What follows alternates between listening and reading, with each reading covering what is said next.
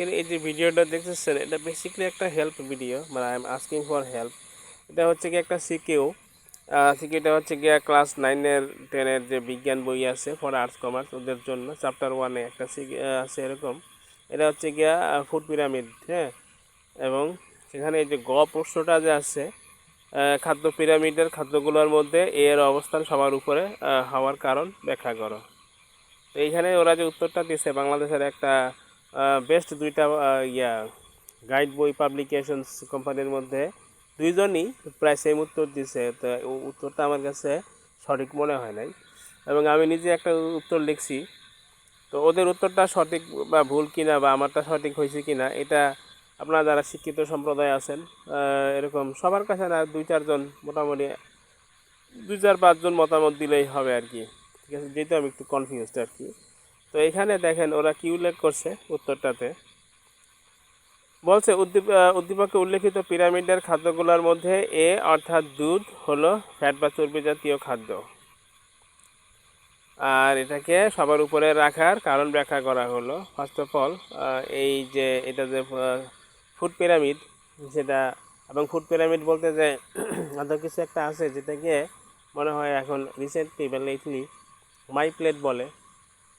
সেটার পারপাসটা একটু বলি। সেটা হচ্ছে মানুষ একবেলা যেসব খাবারগুলো খায়, একই খাবার তো খায় না, কয়েক পদের খাবার মিশ্রণ করে খায়। এর মধ্যে যে খাবারগুলো বেশি খায় সেটা থাকবে নিচের দিকে, এবং যে খাবারগুলো ক্রমান্বয়ে কম খায়, কম পরিমাণে খায়, সেটা থাকবে উপরের দিকে আর কি। তো কোনো একটা মানুষ কোনো এক বেলায় মনে করেন দুপুরে সে শস্য দানা খাইতে পারে, শস্য দানার মধ্যে ভাত আছে, আবার রুটি, সেটা পাউরুটি বা আটা রুটি পরোটা যাই হোক না কেন সেটা কিন্তু এক প্রকার শস্য দানা থেকেই আসে, গম থেকে আসে, তাই না? তারপরে এছাড়া পুঁইশাক আম দিয়ে মিন করছে যে শাকসবজি এবং ফলমূল খাইতেই পারে। ফল খাবার মাঝখানে না খাইলেও হয়তো খাবার শেষে খায় অনেকে মিষ্টান্ন বা ডিজার্ট হিসেবে। তারপরে মাংস খাইতে পারে। এই মাংস বলতে আসলে শুধুমাত্র গরু, খাসি এরকম 4 পায়ের প্রাণীর মাংস তা না, সেটা মুরগি বা চিকেন হইতে পারে। ইভেন মাছের যে ফ্লেশ সেটা কিন্তু এক প্রকার মিট, তাই না? যেমন গাজী আজমল স্যার নটরডেমে আমাদেরকে বলেছিলেন যে যেসব প্রাণীর ঠ্যাং যত কম ওইসব প্রাণীর মাংস তোমরা বেশি খাবা।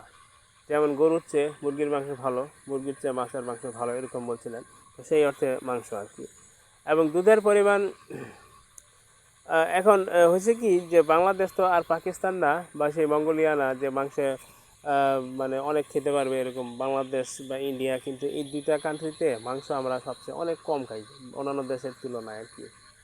এর কারণ হচ্ছে বাংলাদেশের কোথায় ধরেন এই জাতীয় এই যে ব্রয়লার হয়তো মোটামুটি সস্তা, কিন্তু অন্যান্য মাছ বা গরুর মাংস, হ্যাঁ, এগুলো কিন্তু বেশ কস্টলি, এই জন্য আমরা এগুলো কম পরিমাণে খাই। আর দুধের দাম কাছাকাছি বা হয়তো কেউ বলবেন একটু কম মাংসের তুলনায়, কিন্তু দুধ আমরা কম পরিমাণে খাই কী কারণে? দুধ তো একটা লিকুইড জিনিস।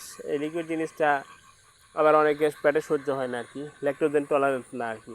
আবার অনেকে সহ্য হোক বা না হোক দুধ পছন্দ করে না। বিশেষ করে প্রাপ্তবয়স্ক অনেক মানুষই আছে যারা দুধ পছন্দ করে না বা খাওয়াটাকে মনে করে যে বাচ্চাদের মতো একটা অভ্যাস। অনেক বাচ্চাও পছন্দ করে না আর কি। তো এই তো বুঝতে পারছেন এই পিরামিডের থিমটা কি। উপরের দিকে যেগুলো আছে সেগুলো কম পরিমাণে খায়।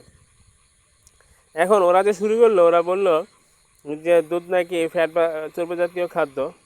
এটার বিরুদ্ধে আমি কটা ছবি বা স্ক্রিনশট দেখাই।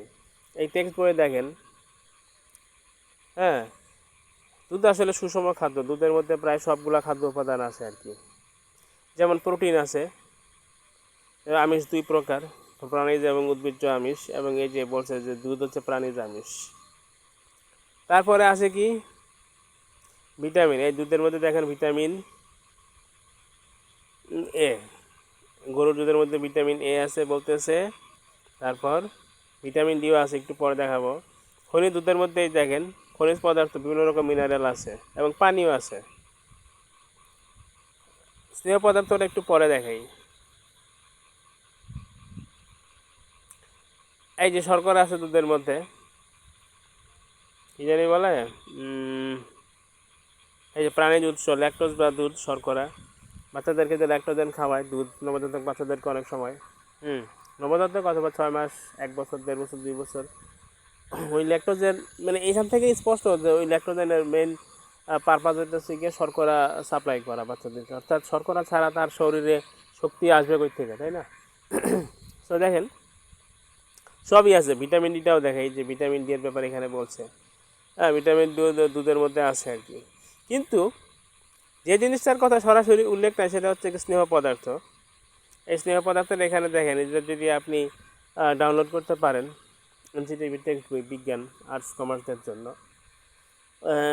অথবা এখান থেকে যদি আপনি দেখেন স্ক্রিনশট নিয়ে বা কি স্টিল করে থামায় আর কি, স্টিল করে দেখবেন এখানে দুধের কথা সরাসরি কথা উল্লেখ নাই।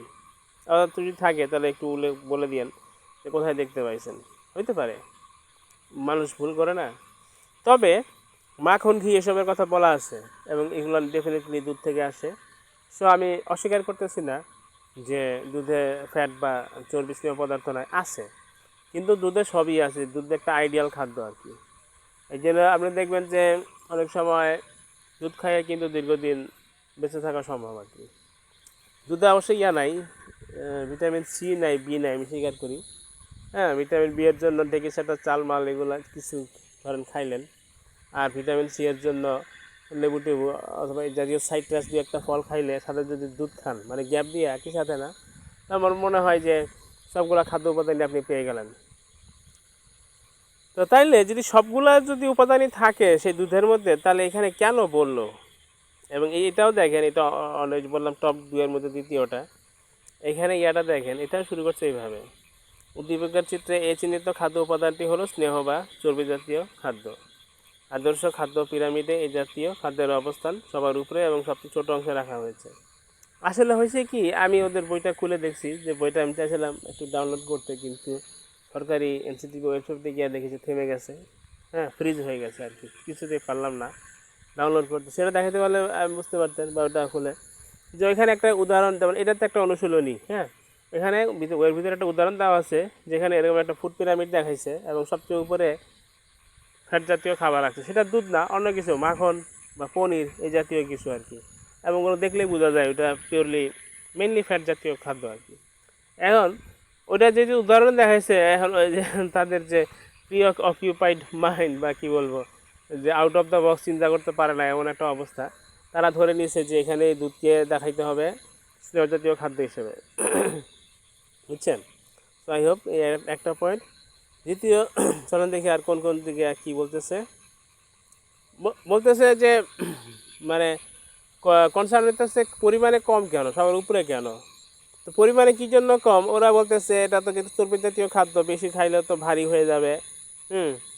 এই জন্য এটা বেশি খাওয়া যাবে না, এরকম বলছে।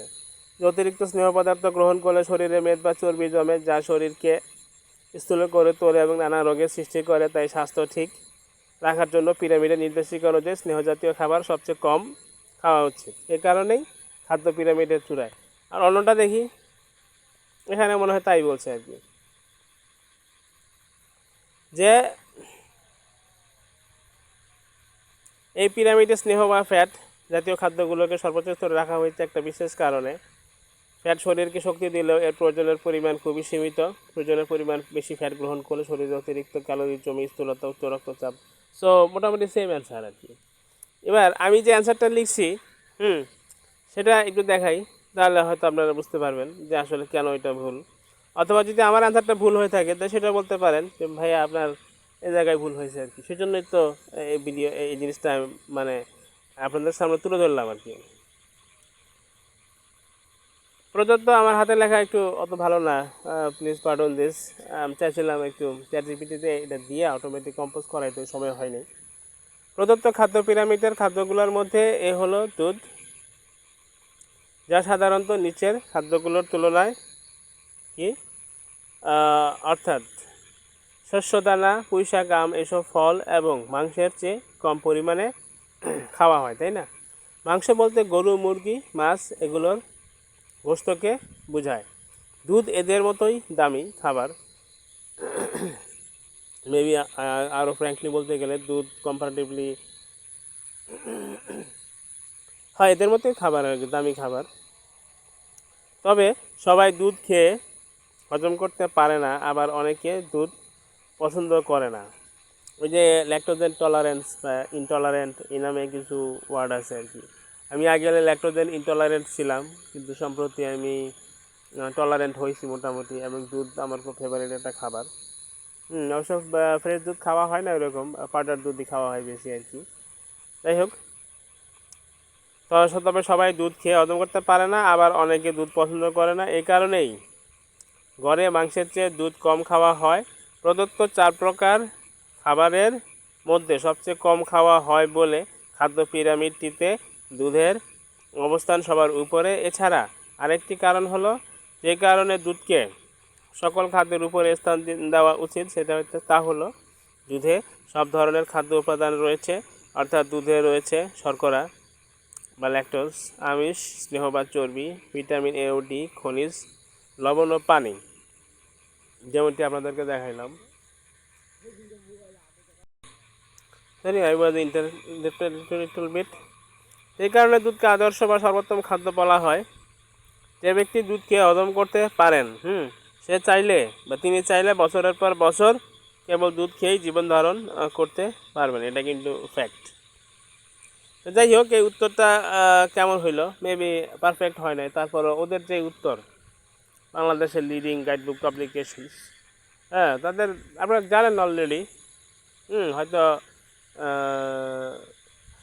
যাই হোক আর কি। তো ওদেরটা বেটার হয়েছে না আমারটা বেটার হয়েছে, আমারটা যদি পারফেক্ট নাও হয়ে থাকে, আমি মোটামুটি আমার কনফিডেন্স আছে যে এটা বেটার হয়েছে। তারপরও মানুষ মাত্রই ভুল, সেই জন্য আপনাদের সামনে উপস্থাপন করা, এবং শুধু উপস্থাপন করা বা হেল্প চাওয়া এটাই যে লক্ষ্য তা না, এবং এটাও দেখানো যে বাংলাদেশের শিক্ষা ব্যবস্থা আসলে এখন কত দুর্বল হয়েছে আর কি। যে বাংলা শিক্ষার্থীরা, এগুলো তো শিক্ষার্থীরা পড়ে, তাই না?